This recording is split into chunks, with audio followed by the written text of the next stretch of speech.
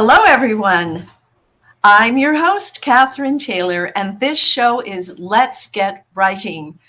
And here is where we share the stories behind the stories and bring life to books.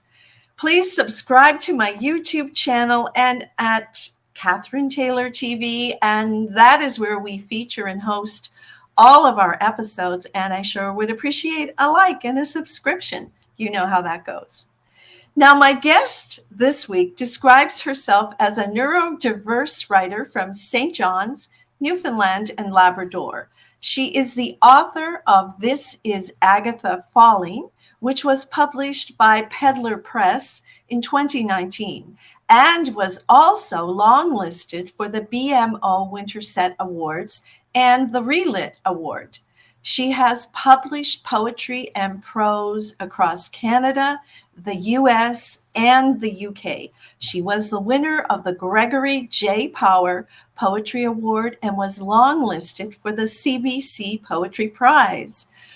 Her book, Land of the Rock, Telev an Carrig, I'm not sure if I said that right, but she will when she joins me. But this book is her first poetry collection. And I'd like to welcome Heather Nolan to the show. And I shall do so just in 1 second here. There we go. Heather, hi, how are you? Oh, I'm grand, thanks. How are you? Good. Since I know I asked you how to pronounce the name of your book, and I'm not sure I did it quite right, would you like to say it? I'm not big on Gaelic. Sure, yeah. It's Land of the Rock, Telev an Carrig. Thank you. Telev an Carrig. The minute you say it, it's there, but the minute you're not there helping me, I feel like I've lost it. But for everyone who's out there, I'm just going to show the book in the stream. That's a beautiful cover of that book. And I have to say, Heather, that I really enjoyed reading it. It's been a while for me to pick up a book of poetry, but it being National Poetry Month here in Canada, I thought this is the right time to do it. And here we are. Heather, this is your first poetry collection, but as I mentioned in your introduction, not your first publication. You had written a book prior. So tell me all about it. How did you get the idea for this poetry? I'm trying to hide this and it doesn't want to go. There we go. You know, how did this all start, this poetry collection? So it kind of came to me when I went to Ireland for the first time. And as, you know, a Newfoundlander with like Irish heritage and like kind of prevalent Irish heritage within like my family culture, I had expectations and ideas of how things were going to go. And, you know, kind of that trip really gave me the sense of things aren't necessarily, you're not going to find what you're expecting, but you are going to find things you were not expecting. And, you know, that was a poetically interesting opportunity to me. And I was initially actually supposed to go for only a week and move on and go somewhere warm. But I canceled my flight to Malta a week in and stayed in Ireland for a month, just like, and wow, exploring everything. And that means a lot to me because I really like being warm. Yeah, so then when I got back to Newfoundland, I started kind of asking more questions and going down to the places on the southern shore where my family are from, talking to them a lot more, and trying to sort of, you know, start this process of thinking about where I come from. And I would say within a month of being back, I had the whole structure of the book laid out and knew exactly what I was going to do. So it was like, it was a project that was very much, it was always going to be exactly what it was. Interesting, because I think this happens sometimes. We are compelled or drawn to go to a place for some reason inside of us. It's in our heart. Maybe it's been passed down through the generations. Somehow the DNA in you is almost like a homing signal. I want to go back there and make those connections. And then when you're there, it becomes so inspiring. All those things just maybe come together. Am I right in saying this? I've felt that before. This is why I'm putting it this way. I think so, but I think there's also like we get those kinds of notions in our head, and then we actually go to the place, and that's a big part of what this was as well, was kind of checking myself, you know what I mean? Like trying not to let the romantic notion of it take over, take hold, and trying to kind of think of it in a more like realistic and practical sense. Mm-hmm. And you came back, and then you were well, I guess the book actually, it's almost an exploration of place and belonging. And so you were there looking at things, sizing up, and that comes out in your poems, the different things you experience, the water, the rock, all the things that we still have here in Newfoundland, and the connection between our two countries has been there for years. And as we populated this province, we had to come from somewhere, and it was the old country. Look at me, I'm a shining example of it with the red hair. Like, we're out of Scotland, Grandmother Bain. And there is some Irish in there as well. So here we are, and we thrived, hopefully, in this province, and survived. At some points it was more survival.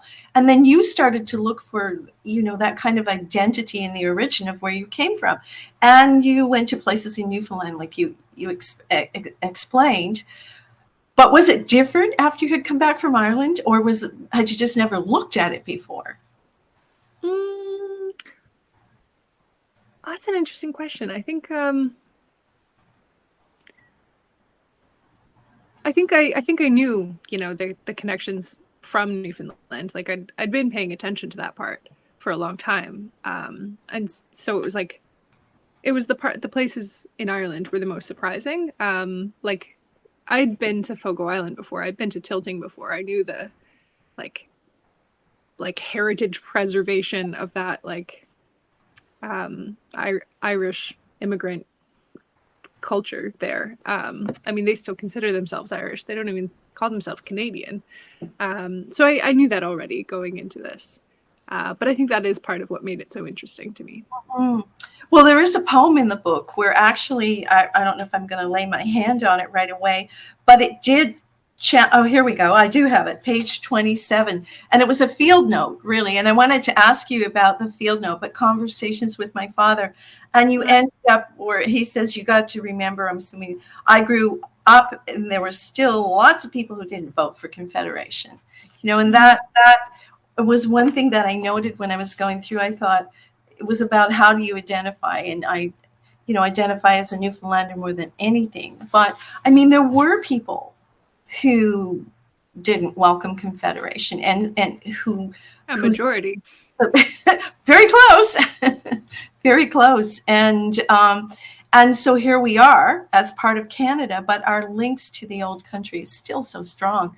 And I found, also, Heather, and this is just my observation, because I'll tell you, I haven't looked at a lot of poetry since years, really. And I'm feeling like this was so refreshing. But I looked at the book, and I felt like space was a big part of what I was seeing here as I look at read the poems. And I feel like that space is there for me almost to fill in or breathe into the poems. And I loved it. I loved that part of the book, that there was just so much openness in it. And the readability, of course, that made it easier when you're not thinking with poetry, because poetry doesn't give you everything. It really doesn't. This is my feeling about poetry. It gives you a lot, but it also gives you room to explore. And, how did you feel when you were writing it? What was your intention? Well, just to comment on what you said first, like I think part of the purpose of poetry is that it's a collaborative effort, like the space is there for the reader to participate with, I think. Sorry, what was the actual question? I just really wanted to I know it saying when you were writing it and just allowing that to happen, like with some of the one page, the poem that you were talking about, the cod fishery, day 6, and there's just one word there on the whole page. I'll bring it up. There you go. You can see what I'm talking about. That space, wind, period. And I sat with that and I thought, it's one word. We're talking about the food fishery, and yet there was so much. And I just sat there and thought about wind and all that means when you can't get out, or you're out there, or you're trying to get back, and so on. That's what I'm saying, like the space you leave in your writing for the reader to participate. I guess if you can just talk about that a little bit, that approach.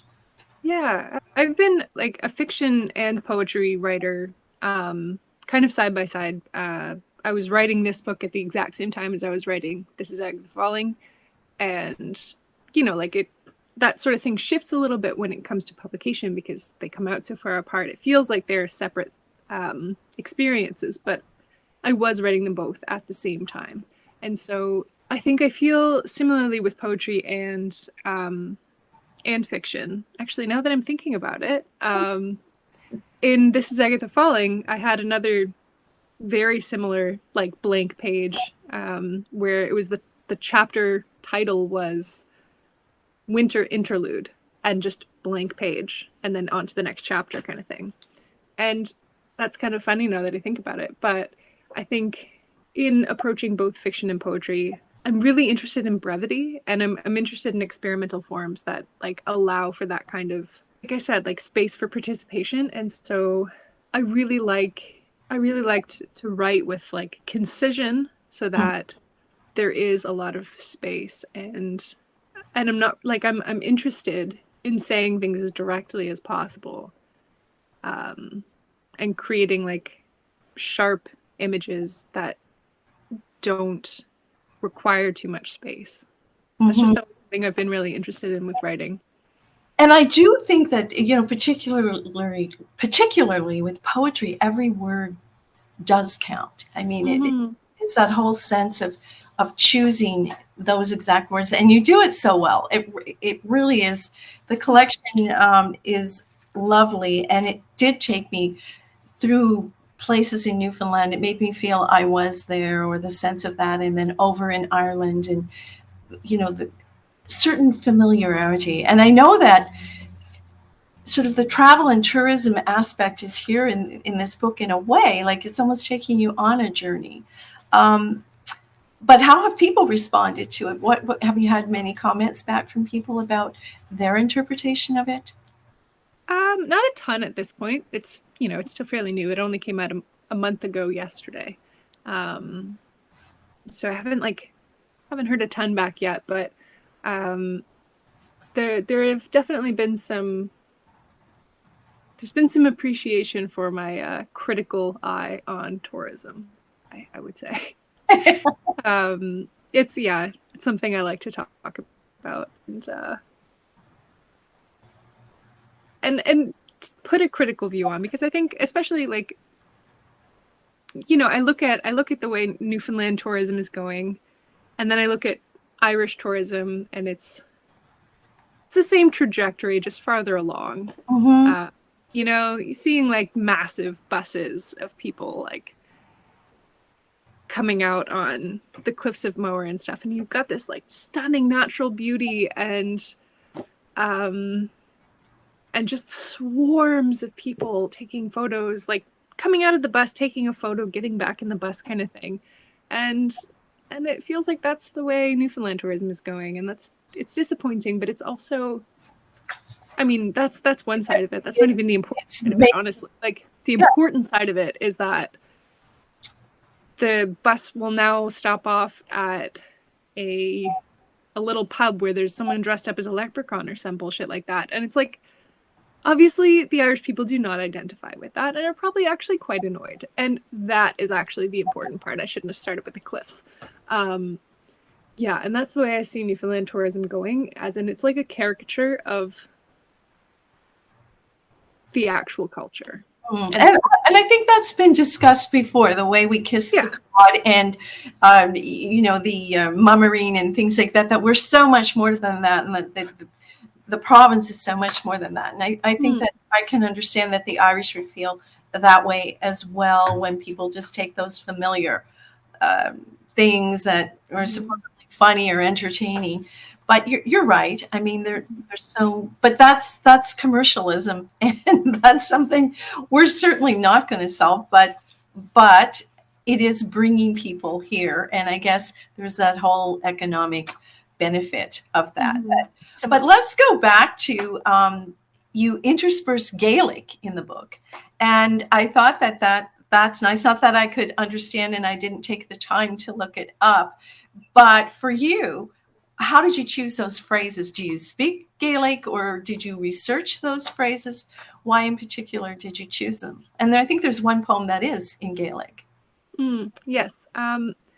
Yeah, I've been trying to learn for a couple of years now. It's a long and slow and difficult process.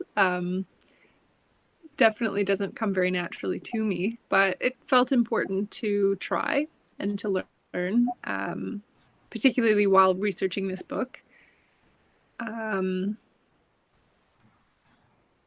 Yeah, so I did anything that's Gaelic that's in the book. I wrote. Apart from, well, it's all in Gaelic. It was copy edited in Gaelic, and I no longer quite understand it. But I did write it in Gaelic, and then it was edited. Yeah. Well, these things are, not with us in the same way anymore. So we do have to take that special time to learn them, and it's so integrated in what you're doing. It's so nice that you did it. I just want to, I'm just going to show a few things in the stream here. There we go. Staying up there. That's your father, I believe. That's Lar. Yeah. And beside him is one of the, you tell it, it's one of the items that was featured in one of the poems. Yeah, so the sideboard beside him and the mirror beside him are featured in, I think, the first poem in the collection. And those are pieces that came from the house that my grandfather grew up in Mobile, Newfoundland. And those are, I don't know their entire history. It's like... And don't need to, really. I know. Yeah, exactly. But yeah, they are at least a few generations old, and my dad pulled those out of the house itself. It was kind of like a ruin, like falling down sort of thing, and he went to kind of, what do you call it, deconstruct them, and he took those out of the house. Yeah, it's I and when I look at the image in the mirror there, I can see a reflection of the chair, and it's kind of wavy. It just is like looking into the past. That when you sent me photos, that was one that I particularly wanted to share. The rocks. These are from? These are from what I call the foundations, that are just piles of rock. In, again, the first couple of poems that are in the collection. However, I did recently go back to, these are in Nolan's Meadow, so the land that my ancestors lived on in Newfoundland when they first came. And I recently went back with my father and pointed them out and said, like, oh, I wrote a poem about these foundations. And he was like, those aren't foundations. Like, that's just the piles of rock from the way that they cleared the field and took the rocks out of the field and laid them there. But it was too late because the book was already gone to print. But you know what? There's still the thought, and it doesn't have to be exact. It's still that feeling. And I like the poem too, where I think it was your father someone picked up a rock and put it back for the kind of the ancestors to know that it wasn't a stone in the field. There were a lot of things I remembered about your poems as I was going through the book that just stayed with me, that I just sat and thought, yeah, this is so lovely, like your touch. And while I'm saying that, I would like you to read a little bit. I'm just going to bring you back and give you the screen. Could you read a little from your book, please? Sure. I feel like I should now read one of those poems, which I wasn't necessarily intending to do, but why not?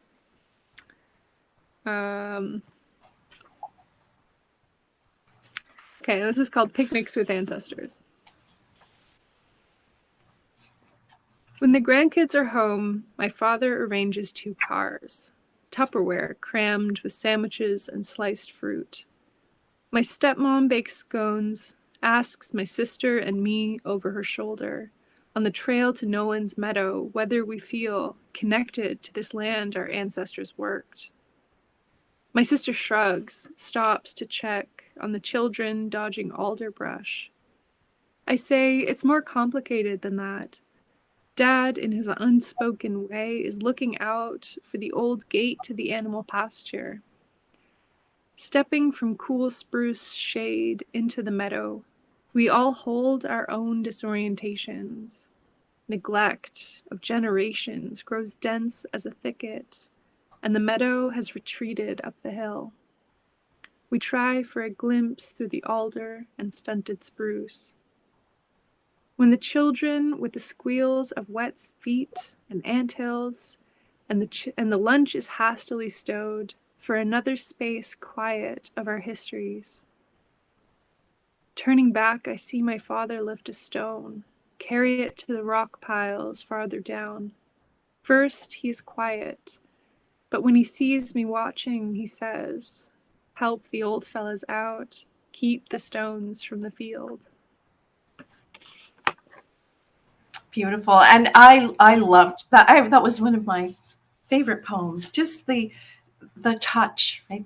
The sense of someone now in this generation thinking of what they would have felt and would have been doing. I just love that. There were several poems in here that I really enjoyed, and this whole adventure of bringing our heritages together. Now you have been. I want to tell people a little bit more about you. You've had a band, Lady Brett Ashley. I went onto YouTube, and you were shooting was over on the West Coast in the mountains. I believe around Grossmorn Park. Was that? Yeah, it was a really fun trip. Yeah, and a cold trip. It looked like Very. Oh my goodness, yeah. Playing there, and you were also 10 years a wedding photographer. Yep. Yeah. And now and of course COVID arrived, and now you're writing full time. And not everyone writes full time. So how does that feel to take that decision to step into writing full time? Honestly, like a dream. It's all well, that's not true. It's not all I've ever wanted to do, but it's the biggest thing I've always wanted to do, sort of thing. And it feels like a new way of working, like the capacity to really just kind of dive headfirst into a project and be able to let it really consume me without having to kind of like concede to a schedule. And as you mentioned initially, I am neurodiverse, and so like I've never really worked well with schedules, and so it really feels like the best possible way of working for me to be able to really like immerse in it. Mm-hmm. Well, we're glad that you're doing that. We're glad you're doing that and creating the work that you are creating. I know we had spoken before, but do you think there's more poetry in your future? What directions are you going to go? Ooh, this is I don't know right now. I don't have any other plans or thoughts or ideas based on poetry. I've got tons of plans for fiction. I've got some nonfiction in the works, which is kind of fun. But I really like to let the poetry. I like to let the writing and like the idea and the notions that I'm working with, I like to kind of let that decide what form it takes. And I really love anything that pushes the boundaries of a form. I like to cross genre. I don't know. We'll see what happens, I guess. Well, we did, in preparing for this interview, I decided to go online and see what was going on. And I found an article in Writer's Digest that I'll share in the show notes. But it actually said there were they were featuring 168. How did they word it? Like types of poetry, a list of 168 poetic forms. And I started looking, you could click on all of them, Heather, and I was like, well, okay. This is a mountain that I'm starting to climb to learn more about poetry. And of course, and then there's your form, which is so free flowing. And like as you said, you didn't like the structure. Oh. Yeah, which makes Um, sense to me. yeah, I once took a creative writing workshop course at mine with my dear friend Andrea Callanan, who's a wonderful poet, and I frustrated the hell out of her because it was a class based on poetic forms and having to try all these different structures, and I hated the structure, and I was constantly trying to wiggle my way out of it. And she had good humor about it, but I don't think she was very impressed. Well, I hope we've encouraged people to take a look at your book, and let me just show it up in the stream again. Heather Nolan, Land of the Rock. Oh, come on. You say the next part. Talamh an Carrig. Talamh an Carrig. And because it truly is a wonderful journey, and I think you'll enjoy the book. And we want to thank Breakwater Books again for bringing us this wonderful variety of material. Each time I hear from them, there's always something so interesting. And Heather, thank you so much. I have your Instagram up here. I'm going to add Twitter. And if people want to reach out to you, they can do that. So thank you so much for your time today. Super. Thank you so much for having me. Yeah, and folks, thank you for joining us. Don't forget, all the shows are available on my YouTube channel at Catherine Taylor TV. And have a great day. And goodbye from Let's Get Writing.